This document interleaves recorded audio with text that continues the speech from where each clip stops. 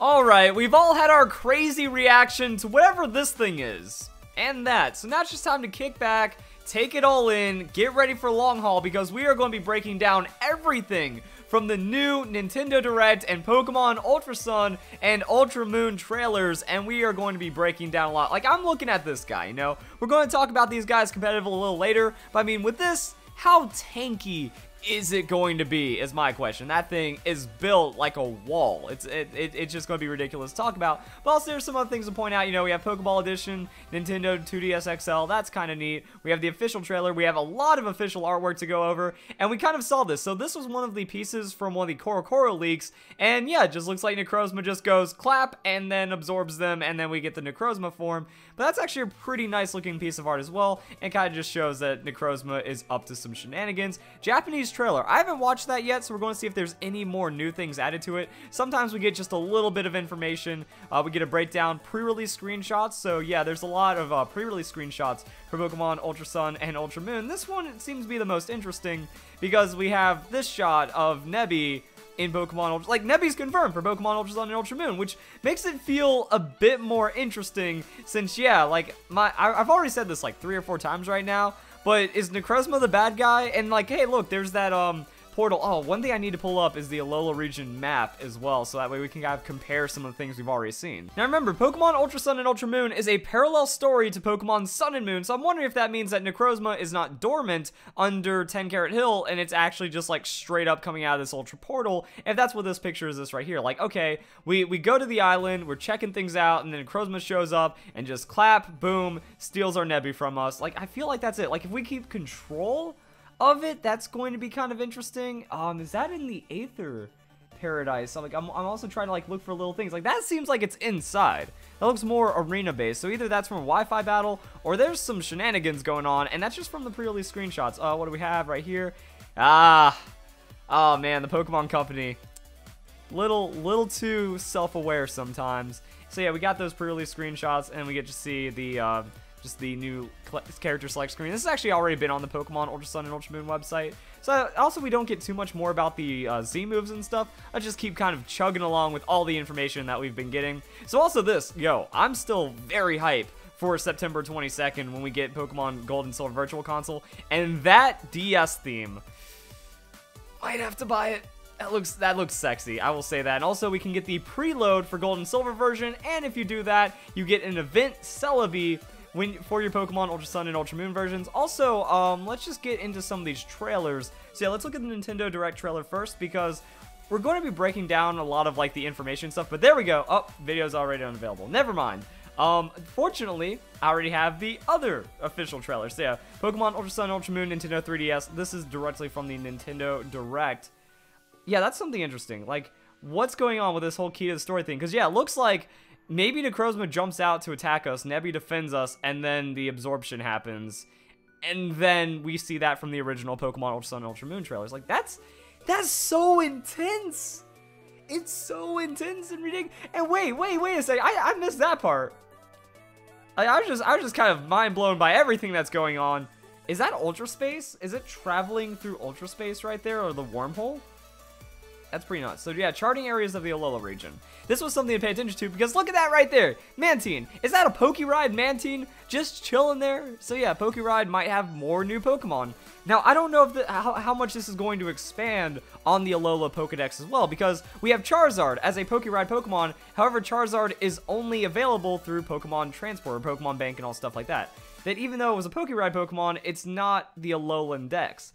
And we saw the same with Mantine. Mantine, it actually received a rather significant buff in the 7th generation, but we were not allowed to use it until Pokemon Sun and Moon had the Pokemon Bank update that allowed you to just transfer Pokemon, because it just did not exist anywhere in the Alola region. So now we have it for Pokeride. But one question about that is dive.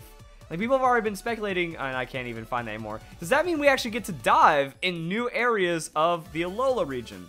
So that was one thing I want to point out. I also want to kind of like pause and go, not quite frame by frame, but see all the little background information and stuff, and if there's anything significant there. Also, I think that's a really silly Pikachu shirt. We've already seen these screenshots. Oh, right. Is this more resolution or more detail about if that's Kartana's Ultra Spot? Whoop. I don't know, we still don't get to see much else, but I swear, guys, like, this has to be Kartana's Ultra Dimension spot, because, like, there's something there, and Kartana's small, it can fit in there, and these leaves look just like Kartana, and we're getting more Ultra Beasts, so the Ultra Beast storyline is getting expanded to a crazy degree. Also, yeah, alternate story. We already encounter the starters in a different way. So I guess we're hanging out with the starters or something. Maybe we're indecisive. Young Goose attacks us, and then we get to pick which one we want to fight with. I don't know. But purchase the game by January 10th. Aha. So yeah, that's the thing. If you want to get Lycanroc's Dusk form, and I'm guessing the Z Crystal, did they talk about how to obtain the Z Crystal? If not, it's probably somewhere on the Pokemon website. So like I said, we're in it for the long haul. We're going to be breaking down every little bit of this. So yeah, purchase game by January 10th. I think that's to get the Rockruff event. Oh, that looks so sick. That looks so cool. And then special Rockruff can evolve in Dusk form Lycanroc from November 11th through January 10th. So visit Pokemon.com for full details. And then we have the digital version for 12 quick balls. Cool stuff. And okay, so the trailer shows the other stuff, and then we have our special gift Celebi. So yeah, really the information I just wanted to go for with the Nintendo Direct trailer is Mantine's chilling there. Maybe we get different Pokeride. Maybe there's more Pokeride. There's something out there as well, so a new island to explore. But it seems like there's a bit more freeform. I'm trying to see if that actually means anything. Like, this might be the area that you can explore now, and I don't really see too much extra because of that, but we can keep going along. So what else do we have to break down? Let's go to Japanese trailer. Haven't seen Japanese trailer yet. I'm guessing it's going to be pretty similar, if not the exact same, except, yeah, we have this. So we have the cover art, boom, the Necrozma shenanigans, or not cover art, we get that special promotional piece, the Necrozma shenanigans, kind of scrubbing through the video. Okay, so this is where we get the screenshots from, oh, never mind, I thought that was Aether Foundation, but I guess the video shows that it's, not. It's just kind of like a natural thing that happens. So now we get to see the Wings of Twilight? Wings of Dusk, I think, or something like that? Okay. Alright, yeah, never mind. That's just at the altar. Okay, I thought that was going to be, like, something crazy. But, yeah, still has the signature moves.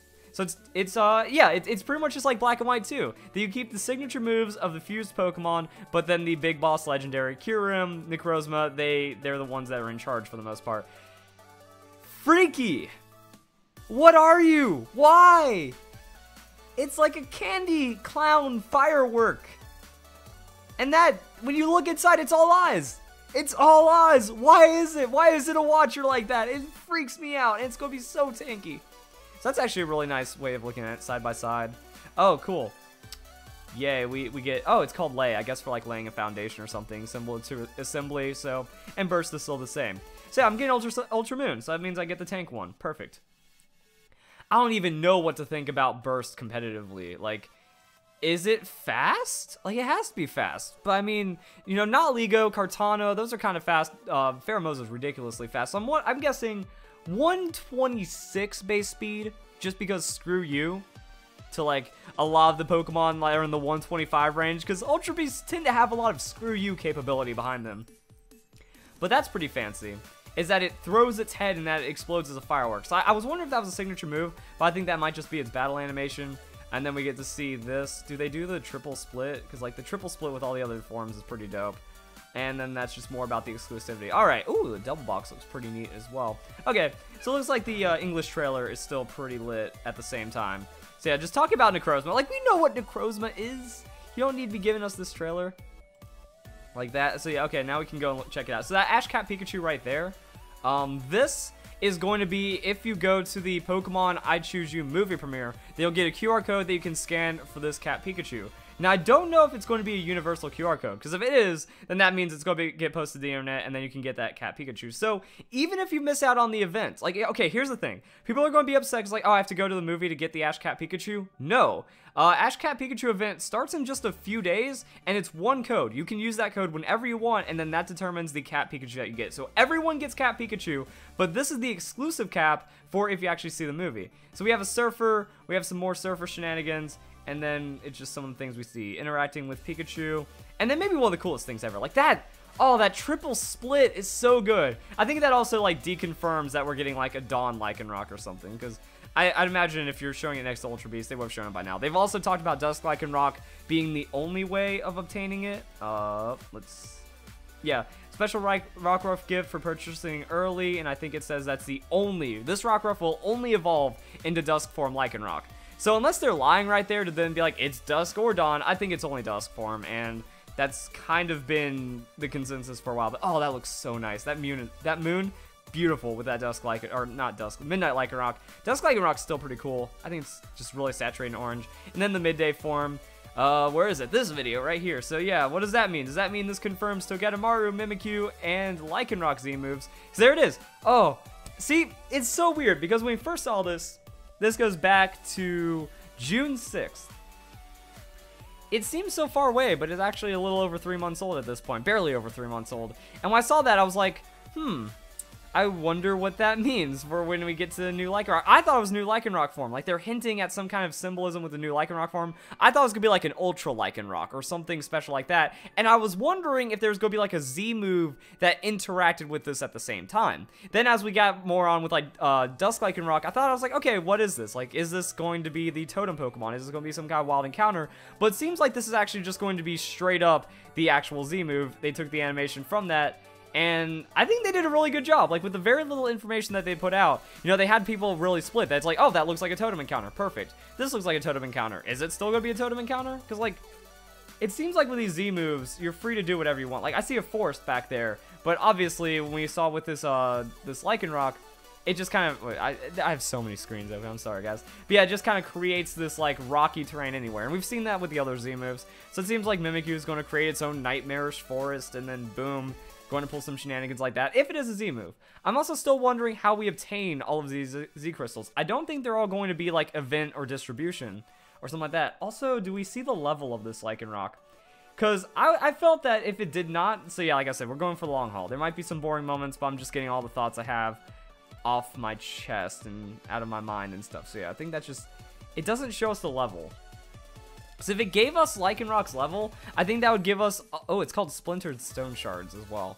I think it would give us a lot more insight into how much damage it's doing. Like, if that's like a level 43 or 47, like, I think it's a level 43 in the trailer where they revealed Dusk Lycanroc, and it's doing that much damage to Tapu Koko, then it has one hit KO possibility. And if it has one hit KO on Tapu Koko, then it's good. Because that means if Tapu Koko survives, it just switches out, switches back in, and then removing terrain isn't really that great of a secondary effect, but also doesn't look like we get any stat boosts or anything extra. So it's just gonna be a more powerful Z Stone Edge, has high KO potential, and it also kind of gets rid of some of the oppressiveness from the Tapu Pokemon.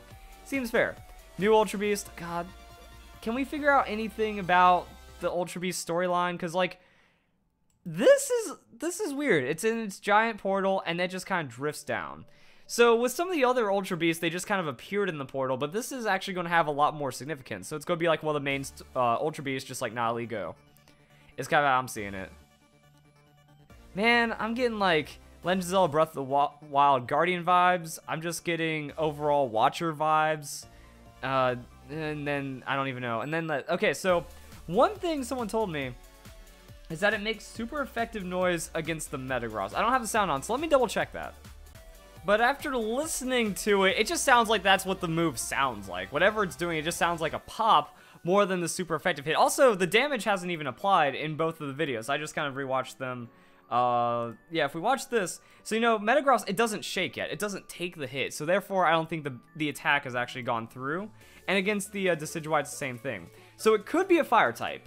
And that would make sense because that would just kind of add crazy diversity to all the other Ultra Beasts that we already have. So people are thinking it could be a fire fairy, and that seems very likely. Like if it has fire, likely fairy. If it has fairy, it also has like those Poplio vibes. You know, Poplio is just kind of like performance. Same going into the line, like clown performer idea. Same going into the Primarina. That ended up being fairy anyway. So I guess like, you know, that could be fairy fire, which is.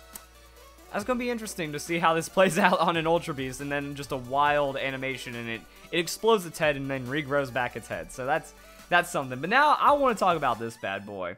I want to talk about Assembly, because as much as I think Ultra Beasts are weird, and they don't belong in Pokemon, I think that Game Freak, they actually went about Ultra Beasts pretty correctly when you think about it. They don't really call these Pokemon. And even in the Nintendo Direct, it says new Pokemon ?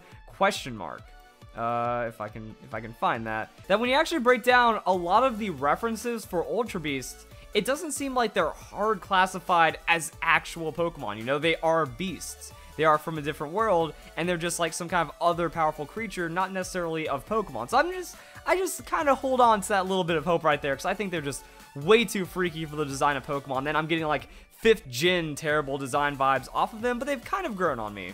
You know, overall, I thought Pheromosa and Buzzwole, they're freaky, but they kind of work out. Kartana, it's a really freaky Pokemon because it's just like a 1-foot sword thing that can slash down anything. Like, you know, just blades. It's just soulless blades that thirst to kill. But, I mean, it's alright. Same with Guzzlord. Like, they are these very strange creatures. So, that's a breakdown. So I think that the way they were introduced as like these ultra things from another dimension, Game Freak has been very nice about it. And at the same time, they're still very usable competitively. So I really wanted to use Guzzlord. I looked at Guzzlord and I was like, this thing is going to be a great tank. However, it's 4 times weak to Fairy. So that just doesn't make it work. Has a lot of weaknesses as well. Fairly difficult to set up. But this thing, Assembly, looks even tankier than that. So I'm wondering if it's going to get a Shuckle treatment or even like an advanced Shuckle treatment. Because when it comes to Ultra Beasts, they kind of command the leaderboards.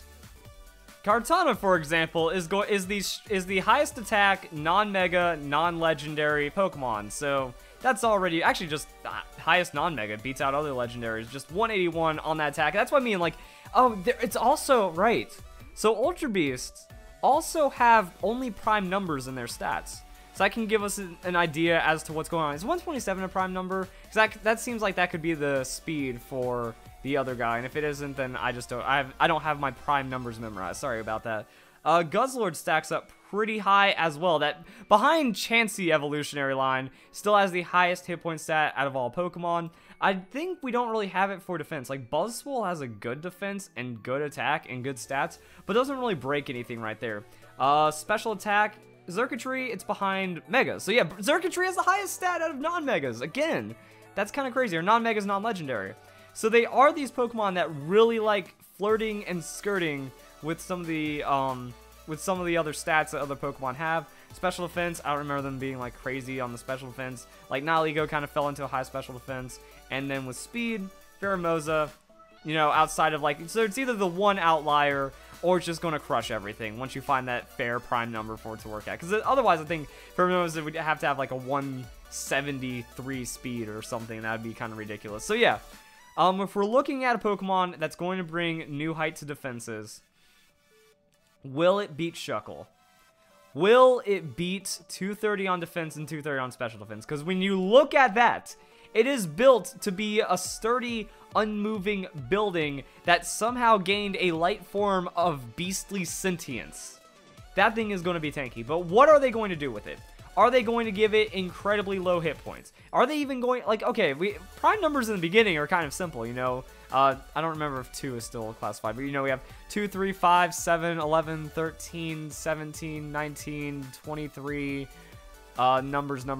So, yeah, 37. Is 37 prime number? Maybe 37 on the base hit points. And then, what's a prime number above 230? Man, now I need to look up prime numbers, get an idea as to what this thing is doing. My goodness.